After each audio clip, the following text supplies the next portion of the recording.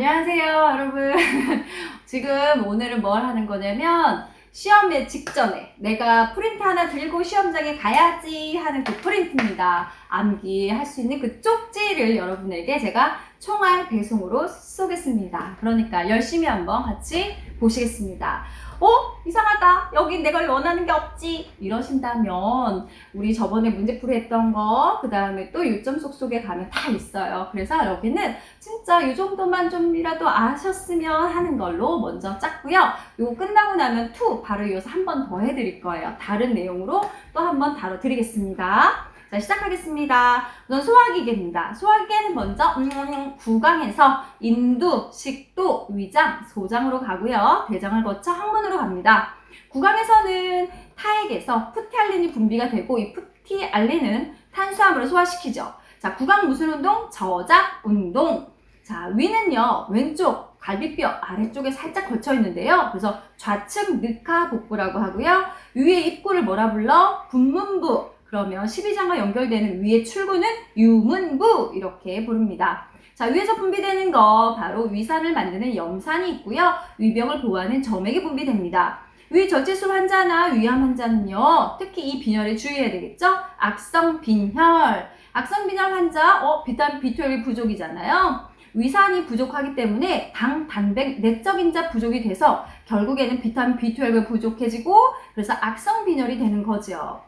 자, 위에서는 뭘 소화시키냐면 펩신. 자, 펩신은요, 단백질을 소화시킵니다. 그래서 위산과 펩신호겐이 만나면 펩신을 대고요. 이 펩신은 단백질을 소화시킵니다. 그러면 단백질의 최종 흡수 형태는 뭘까요? 바로 아미노산입니다.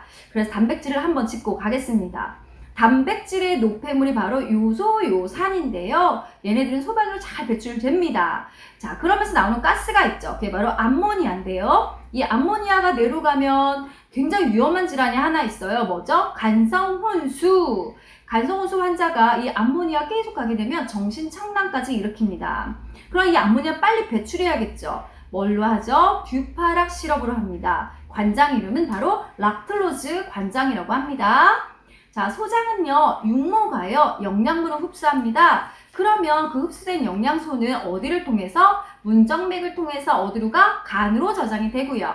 저장 형태는 탄수화물은 포도당, 단백질은 아미노산, 지방은 지방산과 글리세롤. 자, 그 다음에 소장에서는 연동운동과 분절운동을 하게 되는데요. 연동운동은 음식을 아래로 내려보내는 거고 분절운동은 소화효소와 섞어주는 역할을 해서 영양소가 흡수되는 겁니다.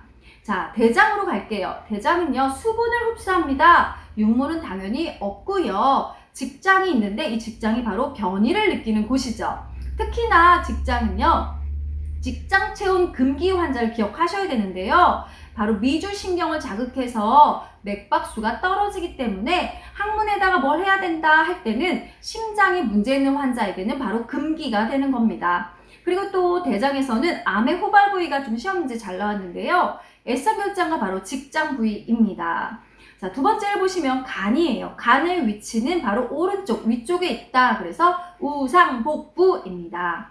간은요, 아까 얘기했던 것처럼 문정맥을 통해서 뭐다? 영양분을 저장한다. 자, 그리고요, 혈액이 굉장히 많습니다. 그래서 맥관 기능이라고 해서 혈액을 저장하고요. 조심할 게 하나 있어요. 시험 문제 푸실 때. 조혈작용인데요. 조혈 기능은 언제만 한다고? 태생기. 그러면 출생을 하면 어디서 하지? 골수. 이렇게 분리해서 외우셔야 돼요. 그리고 특히나 간에서는 응고인자를 생산하는데요. 피브리노겐, 트로프론빈, 그다음 비타민 K. 그래서 신생아는요, 간이 미숙해서 비타민 K를 IM 하죠. 어디에? 대퇴의 외측 광근에 IM을 하게 됩니다. 특히나 간에서는 해독 기능도 있고요. 담즙을 분비하는데 이 담즙은 지방을 소화시키는 데 도와주죠. 자, 그러면 담즙은요, 어디서 생산해? 간에서. 그러면 똥똥똥똥 이 담즙을 어디다가? 담낭에다 우리가 받아요. 그러면 농축해서 배설하게 되는 겁니다. 자, 세 번째 췌장으로 갑니다. 췌장은 되게 중요해요. 소화효소와 호르몬을 다 분비하기 때문인데요. 소화효소로는 탄수화물인 아밀라제, 단백질은 트립신, 지방은 리파제. 자, 호르몬은요, 혈당을 끌어올립니다. 글루카곤. 혈당을 내립니다. 인슐린. 자, 그럼 인슐린 한번 하고 가야죠. 인슐린은 pH 주사를 놓습니다. SC라고 하고요. 어디 보관해? 2에서 5도씨 냉암소에. 근데 주사 놓을 때 흔들면 안 돼요. 왜? 거품으로 정확한 측정이 어렵거든요. 그리고 주사 부위는 계속 바꿔가면서 놔야 돼요. 왜? 조직이 섬유화가 되면 흡수가 떨어지거든요. 그리고 어디가 가장 좋은데? 복부입니다. 가장 흡수가 잘 되고요. 넓잖아요. 자, 그러면 당뇨의 3대 증상, 다식, 다갈, 다뇨입니다. 많이 먹게 되고요. 입이 자꾸 말라서 물을 자꾸 찾게 되고 그러면서 소변을 많이 보는데 쉽게 생각해보면 우리가 흡수할 수 있는 그 당을요. 소변으로 다 내보내기 때문에 자꾸 몸은 말라가고 또 그것은 소변으로 빠지고 이것을 반복하게 되는 거죠. 그럼 제1형 당뇨와 제2형 당뇨로 나누는데요. 제1형은 소아형 당뇨라고 해서 태어날 때부터 당뇨를 가진 경우가 많습니다. 그래서 인슐린을 평생 맞아야 하는 경우고요. 제2형 같은 경우는 갑자기 살쪄서 나이 먹어서 생겼어 하는 게 바로 제2형 당뇨, 성인성 당뇨입니다. 이것은 꼭 인슐린을 맞을 필요는 없지만 정말 조절이 안 되면 그때 맞을 수 있어요. 그래서 제2형 당뇨는 답이 뭐냐면 대부분 비만이 원인이다, 살을 뺀다, 뭐 식이 조절을 한다 이런 것들이 답이 되는 거죠. 네 번째, 비뇨기계입니다. 비뇨기계는 해부학에서 시험제가 나올 때 위치나 몇 개냐 이런 거 잘 나옵니다. 그래서 맨 처음 신장은 2개. 자, 소변을 생성하고요. 자, 신장의 기본 단위는 뭐야? 네프론. 그쵸? 그러면 신경의 기본 단위는 뭐야? 뉴런이죠, 뉴런. 그래서 2개를 같이 적어 놓으면 좋겠네요. 그러면 신장에서의 여과 기능은 누가 해? 사구체. 그래서 질병에서 배우셨죠? 사구체 신염 뭐 이런 것들, 급성 사구체 신염은 여과 기능이 떨어지게 되는 거예요. 자, 신장에서 분비되는 호르몬 이 12번 시험에 나왔는데 레닌이 나왔어요. 레닌은 혈압을 조절해요. 신장은 수분을 담당하다 보니까 수분이 너무 많네, 혈압이 오르겠네. 그럼 소변량을 늘립니다. 레닌이. 그래서 혈압을 조절하게 되는 거죠. 에리스로포이에틴은요. 에리스로가 바로 적혈, 좀 불단한 뜻을 가지거든요. 그래서 적혈구 생성을 자극한다. 이거 전엽 아니에요. 뇌수제 전엽 아니에요. 자극이라고 해도 신장에서 에리스로포이에틴 적혈구를 생성해 이렇게 자극합니다. 또 만들어진 소변을 똥똥똥똥 요관을 통해서 방광으로 내려보내는데요. 요관은 당연히 2개가 되고요. 방광은 1개입니다. 우리가 묘의 소변 마려워 언제 느껴? 250에서 300cc. 그러면 방광의 최대 용적은 얼마야? 500cc. 하지만 노인은요 300cc밖에 안 돼요. 왜냐면 방광이 비로되어 있거든요. 자, 여러분의 일일 소변량은요 1에서 2리터 정도 됩니다. 자, 그리고 요것도 성인 시험 문제에서 2번 나왔는데, 자, 신장의 기능 검사가 나왔어요. 비유엔과 크레아티닌. 이건 외우셔야 됩니다. 자, 그러면 우리 비뇨기계에서 즉시 보고 대상이 잘 나오겠죠. 핍뇨입니다. 핍뇨는요 여러분들이 1시간에 원래 50cc의 소변을 만드는데 1시간에 딱 반입니다. 25에서 30cc 미만이거나 하루에 1리터 이상 소변 봐야 되는데 그의 반, 500에서 600cc 미만이면 즉시 보고 대상이다. 자, 이거 꼭 외우셔요. 자, 그 다음 나가는 길, 요도입니다. 자, 여성은요 한 4, 5cm밖에 안 되고요. 남성은 18에서 20cm로 여성이 많이 짧기 때문에 감염이 많이 되는데 그 감염될 때 어떤 균? 바로 대장균. 그래서 상행성 감염이 많다. 그래서 항상 소독할 때 어디로 해? 위에서 아래로. 자, 그러면 여기서 단순도뇨와 유치도뇨 한번 하고 갈게요. 단순도뇨는 일회성이야. 너 딱딱 빼는 겁니다. 무균적으로 소변검사물을 채취하거나 아니 소변문 직후에 하는 잔유량을 검사한다거나 방광을 싹 한번 비워주는 그런 경우에만 합니다. 당연히 뭐다? 외과적 무균술, 멸균술을 적용합니다. 유치도뇨입니다. 유치도뇨는 장기간 사용하고요. 내가 소변을 못 봐. 그리고 오래 누워있어야 돼. 내가 소변 못 보겠으니까 알아서 빠져야 돼 하는 경우를 폴리카테터, 유치도뇨라고 하죠. 그리고 또 하나는 요실금 환자가 욕창이 좀 심해지려고 할 때 그때도 쓰고요. 방광 세척할 때 뭘로 해?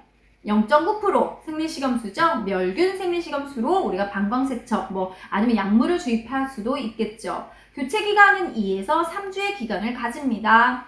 자, 그러면 여기서 한번 소변 검사를 하고 가겠습니다. 여기서 꼭 한 문제 나오더라고요. 일반 소변 검사는 중간 소변을 받아요.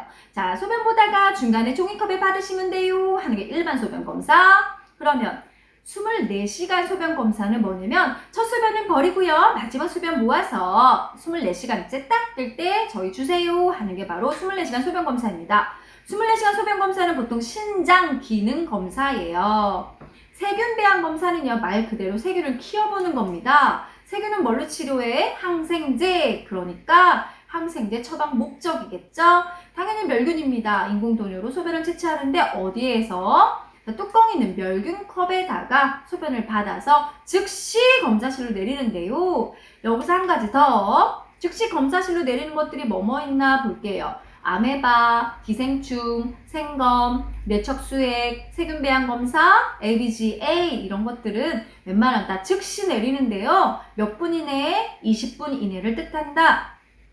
자, 그러면 한번 하고 가겠습니다. 멸균과 소독의 개념 하고 가야겠죠? 멸균은요, 세균의 씨앗인 아포까지 싹 다 사멸하는 거고요. 소독은요, 이 아포는 제외된 전염성만 없애는 겁니다. 그러니까 소독했어요 하면 아포는 있는 거죠. 자, 무균, 없을 무자예요. 균이 없는 거지만 멸균인지 아닌지 정확히 모르겠습니다. 살균은 말 그대로 균은 죽였습니다. 하지만 멸균인지 아닌지는 모르겠습니다. 방부는요, 억제시키는 겁니다. 어허, 가만히 있어. 이러면서 억제시키는 건데요. 요것 또한 멸균은 아니다는 거.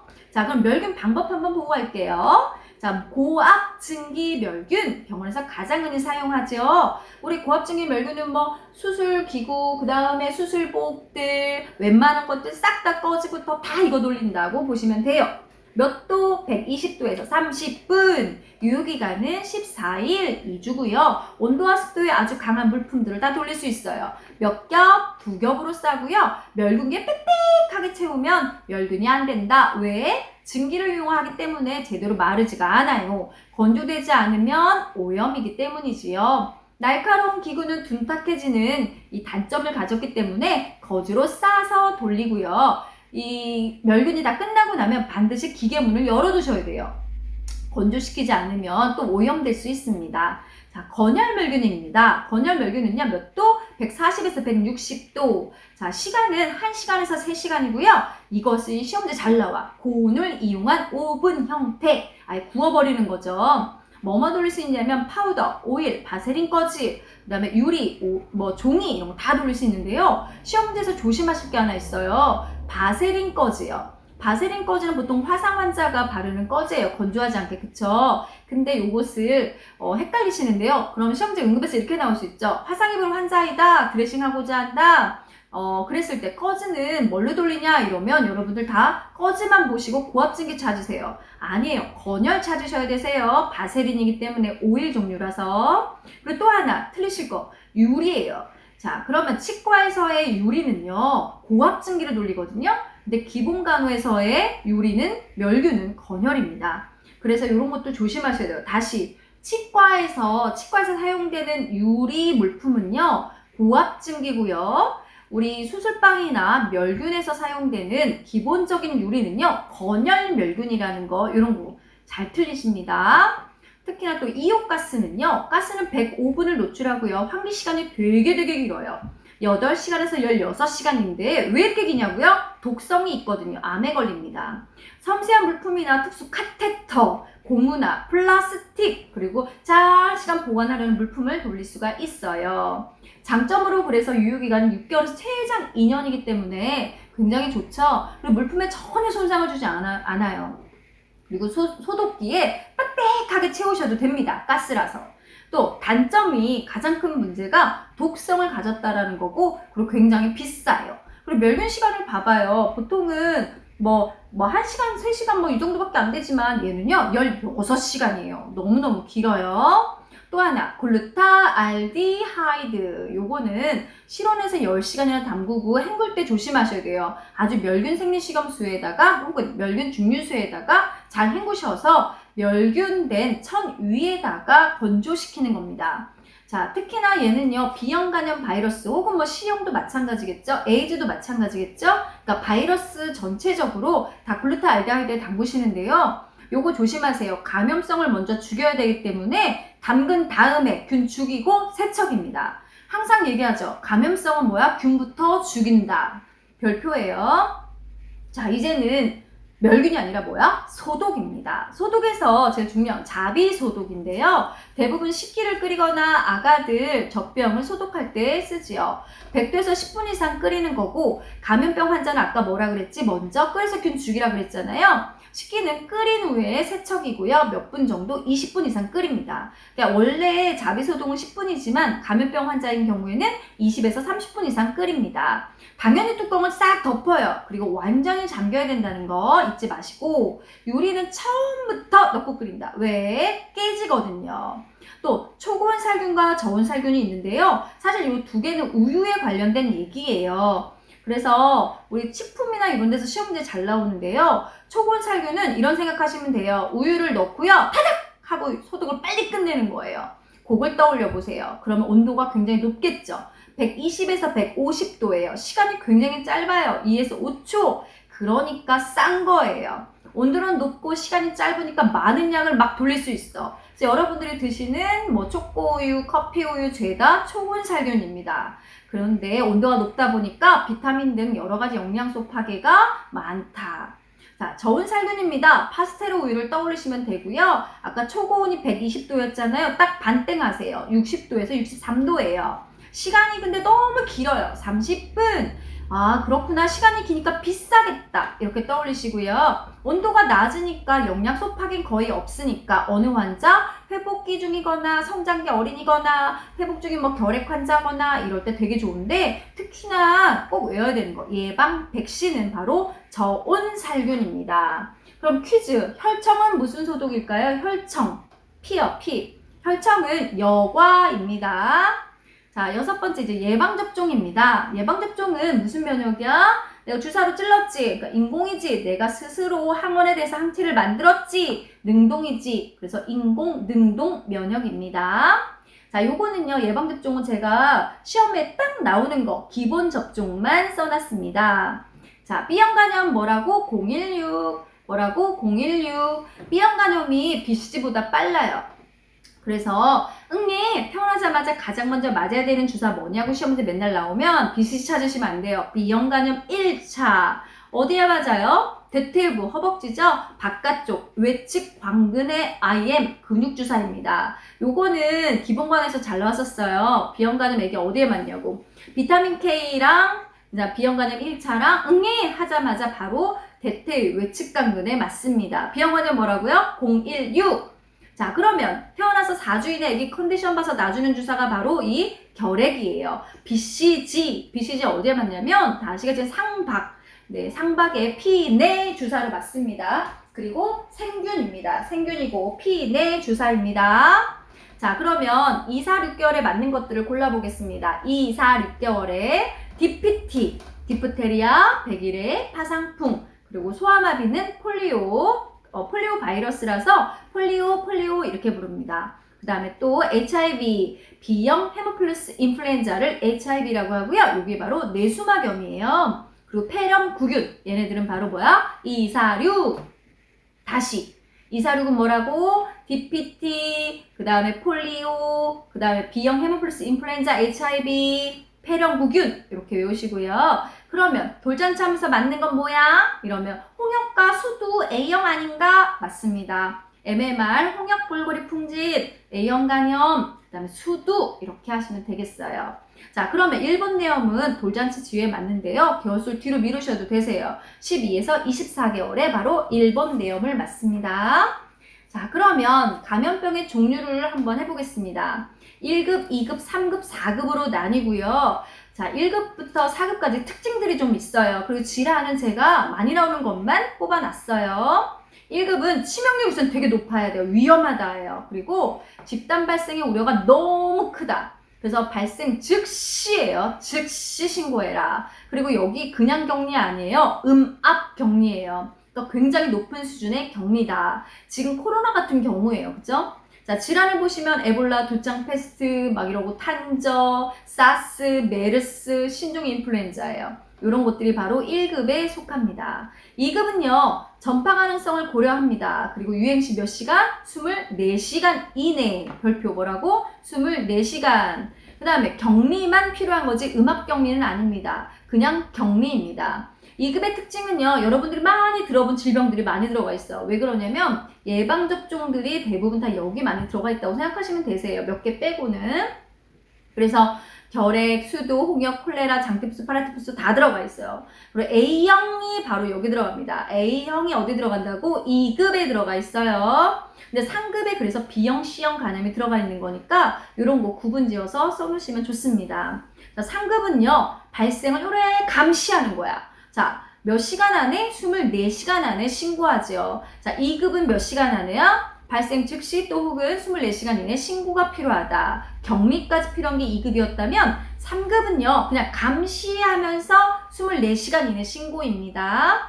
질환으로 보시면 파상풍, B형, C형 간염, 일본내염, 말라리아, 우리 공수병, 에이즈 이런 게 요렇게 들어갑니다. 4급은요. 1에서 3급에 이제 감염병 그걸 제외하고 표본 감시입니다. 요걸 꼭 기억하셔야 되는데요. 이런 거 잘 봐놔야 되는데 하는 그 표본 감시 활동이 필요한 감염병들이고요.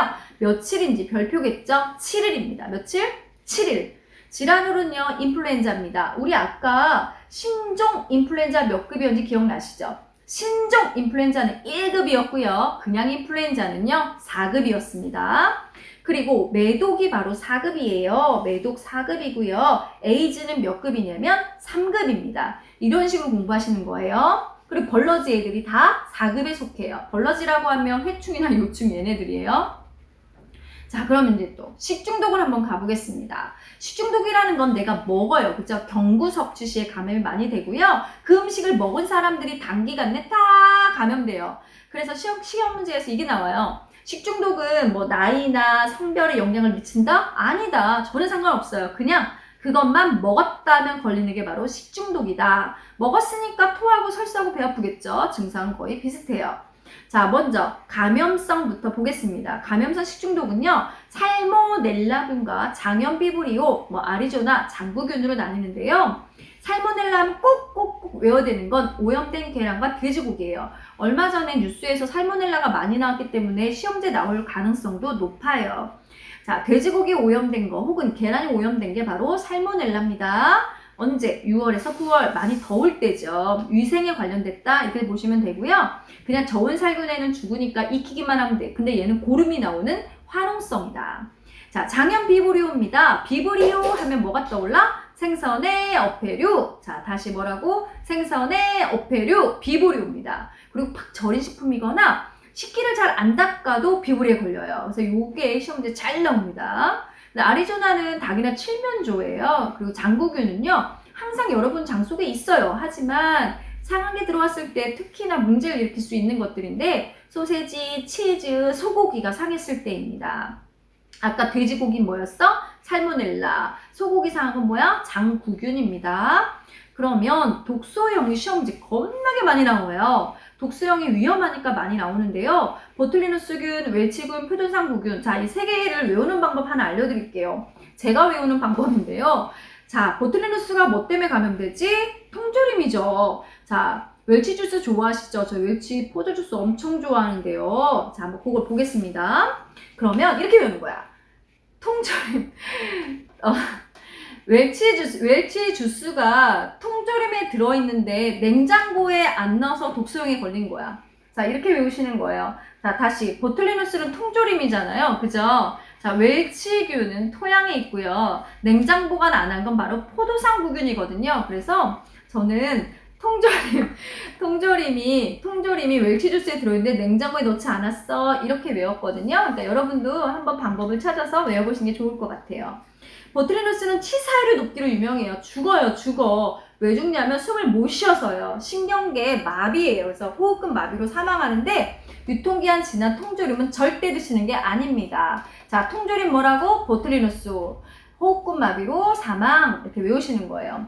웰치균은 별로 위험하진 않지만 토양에 있는 균들이 이제 보통 경구 감염이 되는 거고 위장 장애를 많이 일으켜요. 자, 포도상구균이 시험지에 왜 많이 나오냐면 우리나라에서 가장 흔하기 때문이에요. 포도상구균은 이것 떠올리세요. 수학여행 갈 때 김밥을 그 버스에 탄 모든 아이들에게 한꺼번에 나눠준 거예요. 그런데 출발과 동시에 애들이 배가 살살 아파요. 그러면서 다음 휴게소에서 선생님 설사 나와요 배 아파요 하면서 화장실로 뛰어갑니다. 그게 바로 포도상구균이에요. 자, 그게 잘 생각해보면 빵, 떡, 우유. 제가 시험 문제 하도 많이 나와서 이렇게 해놨는데, 뭐 케이크, 뭐 빵, 그 다음 뭐 김밥, 뭐 떡, 막 이런 거 많이 나와서 냉장 보관을 안 해서 모두 함께 다 장애를, 위장애를 일으키는 거예요. 그래서 집단 식중독을 많이 일으키고요. 잠복기가 너무 짧아요. 아까 제가 휴게소라고 했잖아요. 두세 시간 만에 이렇게 모든 사람들 증상을 일으킵니다. 우리나라가 가장 흔합니다. 사계절 때문이에요. 냉장 보관을 잘 하지 않아서. 환절기에 정말 심합니다. 자, 세 번째 동물성이에요. 복어는 뭐야? 테트로도톡신이라고 한다. 복어독은요, 사람을 죽일 수도 있어요. 왜? 호흡근 마비로 죽어요. 근데 어디 들어있냐고요? 알, 생식기인 고환과 난소, 피부에도 들어있고요, 간에도 들어있고요, 내장에도 있습니다. 그래서 복어는요, 그 위생이나 뭐 이런 것도 중요하지만 이걸 전문적으로 다루는 사람 아니면 다룰 수가 없어요. 그리고 저는 이거 어떻게 외우냐면, 왜 복어 지리탕을 먹는 거예요. 그럼 30분이면 먹잖아요? 집에 가는 사이에 숨 못 쉬어서 죽는다, 이렇게 외우시면 돼요. 시험지 잘 나오거든요. 그래서 복어는 30분에서 5시간 사이에 호흡근 마비로 사망한다. 아이고, 복어 먹고 이러면 안 되겠지, 그지? 조개는 미치게 맛있지 않나요? 숨을 못 쉴 만큼 이렇게 외우시는 거예요. 그래서 조개는 미틸로톡신, 호흡근 마비예요. 상한 조개 절대 드시는 게 아닙니다. 굴은요, 배부르게 먹으면 참 좋아요. 피똥쌀만큼, 그쵸? 이렇게 외우세요. 굴은 베네로핀입니다. 그래서 출혈이나 혈변을 주로 일으켜요. 그래서 피똥을 많이 쌉니다. 자, 네 번째, 식물성인데요. 감자의 그 푸른색 싹 아시죠? 절대 드시면 안 돼요. 위장장애 되게 많이 일으키거든요. 잘라내고 드시면 돼요. 솔라닌입니다. 솔라닌.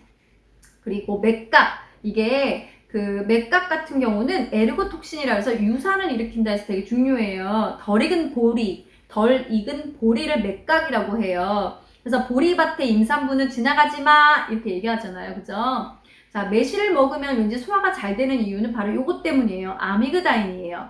아미그다인은요, 위장장애를 일으킵니다. 그래서 생매실은 안 드시고요. 우리가 그 설탕과 함께 재워서 드시잖아요. 그쵸? 자, 버섯은 무스카린이고요. 동미나리는 시크톡신이라고 합니다. 자, 그러면 다음. 활력증후겠죠. 활력증후 모르고 가면 큰일 납니다. 활력증후는 전반적인 건강 상태를 나타내면서 신체 기능 변화에 굉장히 중요합니다. 환자 컨디션 괜찮다면 하루에 2번 정도 측정하는 걸 기본으로 하고, 환자 컨디션 안 좋다 그러면 수시로 계속 측정해야 됩니다. 자, 우선 체온입니다. temperature. 자, 신체가 지닌 온도, 여러분 몸에 가진 온도인데요. 안에서 만들어진 열이 있을 거고 빠지는 열이 있을 거예요. 그 차이를 우리가 체온, BT라고 하죠. 체온이 가장 낮은 시간은 새벽 4시에서 6시고요. 최고 높은 시간은 2시에서 4시이다. 당연히 노인보다 젊은이가 높아요. 날씬한 사람보다 비 많은 사람이 훨씬 높고요. 특히나 요거 시험에 잘 나오잖아요. 배란이 딱 끝났을 때 체온이 상승한다. 요거 기억해 두세요. 자, 체온 측정 방법입니다. 수온 체온계는 무조건 35도 이하인지 확인해야 돼서 툭툭, 그래서 수온을 떨어뜨린 다음에 측정하십니다. 눈높이에서 요래 잘 읽으면 수은주가 읽힙니다. 그래서 수은주 부분을 딱 잡고 읽으시면 되고요. 측정한 체온에 저열이나 고열, 이상 반응이 있으면 어떻게 해야 된다? 다른 체온계 별표입니다. 보통은요, 뭐 쉬었다 잰다, 그거는 다른 거, 뭐 쉬었다 재는 경우는 이제 혈압이죠. 근데 체온은요, 다른 체온계예요. 그래서 시험에 잘 나옵니다. 정상 범위 외우셔야겠죠. 애가 체온을 우리 엑실러리, 그래서 겨드랑이는 A라고 표시를 하는데요. 외부의 영향을 많이 받아요. 겨드랑이는, 그죠? 그래서 오랜 시간 측정해야 돼. 10분이나. 그래서 온도가 낮아. 36.5도에서보다 더 낮아. 그래서 36에서 37도가 되는 거고요. 곁땀이 너무 심하네. 그러면 두드려서 닦은 다음에 측정이에요. 비벼서 닦으면 어떤 일이 벌어지냐면 마찰열이 생기거든요. 구강 체온을 우리가 오랄, 그래서 오라고 하는데요. 오? 표준 체온이라고도 하네.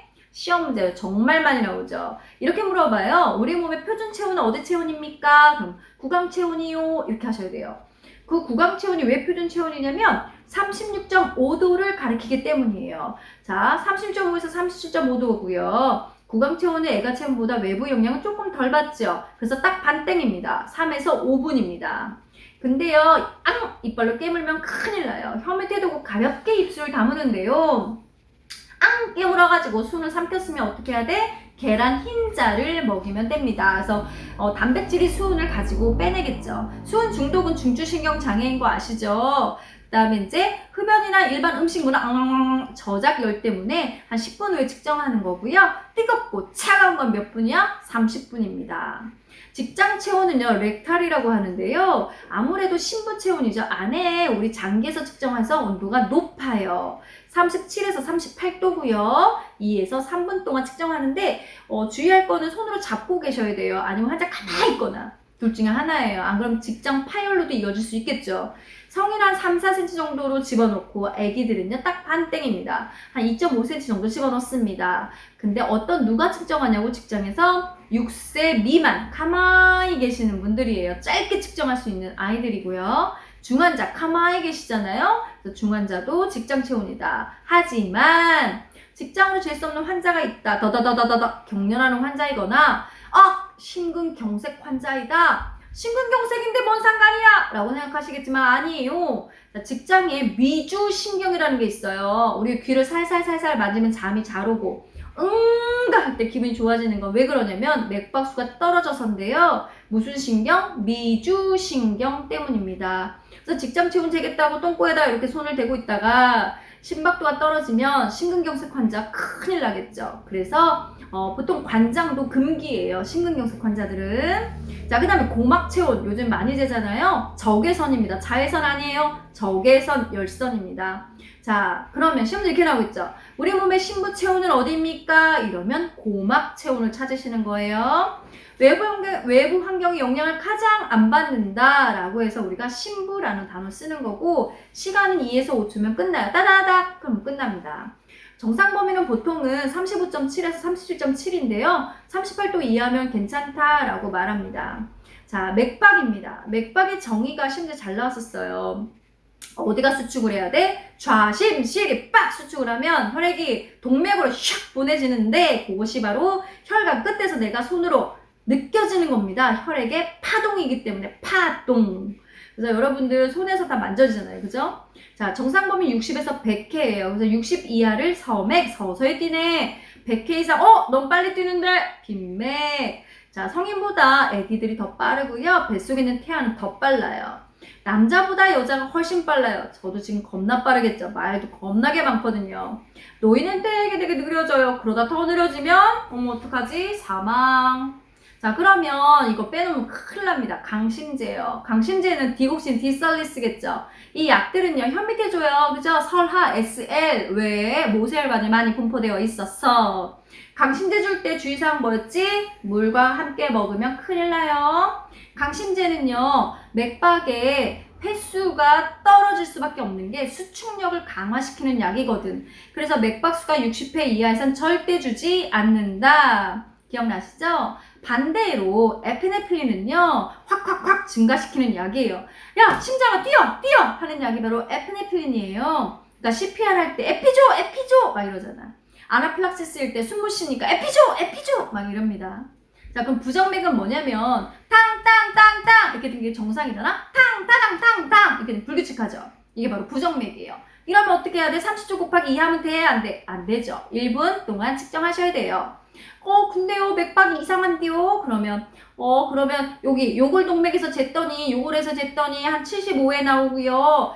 심장에서 쟀더니 65회가 안 나오고 한 50회인 것 같은데요? 이러면 중간에 맥이 샜죠? 그걸 바로 차질맥, 결손맥이라고 합니다. 그래서 대부분이 맥박이 좀 이상하다 싶으면 꼭 심천 맥박을 측정하라고 하는 거예요. 차질맥, 결손맥은요, 심천 맥박에서 한 명이 이렇게 청진기로 측정하고 한 사람은 요골 맥박에서 측정을 합니다.